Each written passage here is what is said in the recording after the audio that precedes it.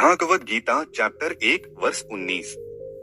सघोषो धार्तराष्ट्राणा हृदयानि व्यदार्यत नभश्च पृथिवी चैव तुमुलोभ्यनुनाद्यन 19। सहुस घोष शब्द ध्वनि धार्तराष्ट्राणाम धृतराष्ट्र के पुत्रों के हृदयानि हृदयों को व्यदार्यत विदीर्ण। धृतराष्ट्र इन शंखों से उत्पन्न ध्वनि द्वारा आकाश और धरती के बीच हुई गर्जना ने आपके पुत्रों के हृदयों को विदीर्ण कर दिया। आपके पुत्रों के हृदयों को विदीर्ण कर दिया। पांडव सेना द्वारा बजाए गए विविध प्रकार के शंखों से उत्पन्न भयंकर ध्वनि से कौरव सेना के सैनिकों के हृदय विदीर्ण हो गए, जबकि कौरवों की सेना ने जब शंखनाद किया था तब पांडवों की सेना पर इसका कोई प्रतिकूल प्रभाव नहीं पड़ा, क्योंकि पांडवों को भगवान श्री कृष्ण का आश्रय प्राप्त था, इसलिए उन्हें अपनी सुरक्षा का पूरा भरोसा था। दूसरी ओर कौरवों को केवल अपनी स्वयं की शक्ति और सामर्थ्य पर भरोसा था और अपने अत्याचारों के अपराध बोध की कसक से उनके भीतर पराजित होने का भय व्याप्त हो गया था। भागवत गीता चैप्टर 1 वर्ष 20। अथ व्यवस्थितान् दृष्ट्वा धार्तराष्ट्रान् कपिध्वजः प्रवृत्ते शस्त्र संपाते धनुरुद्यमे पांडवः ऋषिकेशं तदा वाक्यमिदमाह महीपते 20।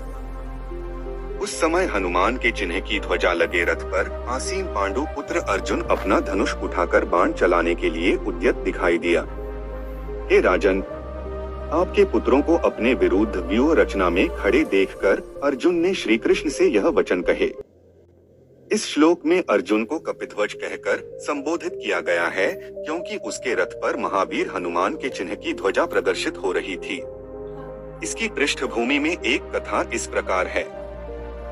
अर्जुन को एक बार अपनी धनुर्विद्या पर घमंड हो गया था और उसने श्री कृष्ण से कहा कि भगवान श्री राम के समय वानरों ने भारत से लंका के बीच समुद्र में सेतु बनाने में व्यर्थ ही इतना परिश्रम क्यों किया। यदि वह वहां उपस्थित होता तो वह बाणों से सेतु का निर्माण कर देता। श्री कृष्ण ने उसे इसका प्रदर्शन करने को कहा। अर्जुन ने अपने धनुष से चलाए गए बाणों की बौछार से एक सेतु का निर्माण कर दिया।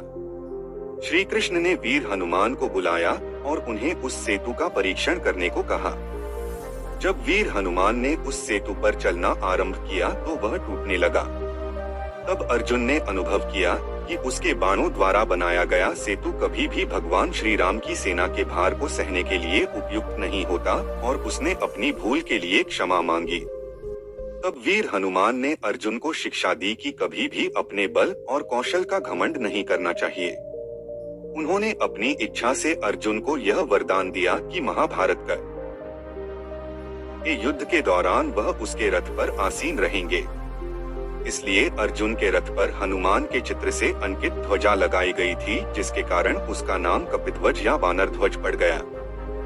भागवत गीता चैप्टर 1 वर्ष 21 से 22। सेन्योरुभ्योर मध्ये रथं स्थापय मेचुत 21 यावदेता निरीक्षेहण योद्ध कामानवस्थितान् कैर्मया सह योद्धव्यमस्मिन् रणसमुद्यमे 22।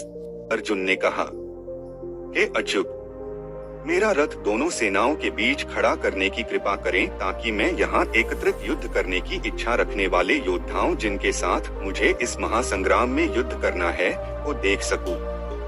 अर्जुन संपूर्ण सृष्टि के परम स्वामी भगवान श्री कृष्ण का परम भक्त था। यद्यपि इस श्लोक में अर्जुन ने भगवान को अपनी इच्छानुसार अपेक्षित स्थान पर रथ ले जाने का निर्देश दिया है, जो कि यह दर्शाता है कि भगवान अपने प्रिय भक्तों से अगाध प्रेम करते हैं। भक्त के प्रति अपने निश्चल प्रेम के कारण भगवान उनके ऋणी हो जाते हैं। यद्यपि मैं परम स्वतंत्र हूँ, किंतु फिर भी मैं अपने भक्तों का सेवक बन जाता हूँ।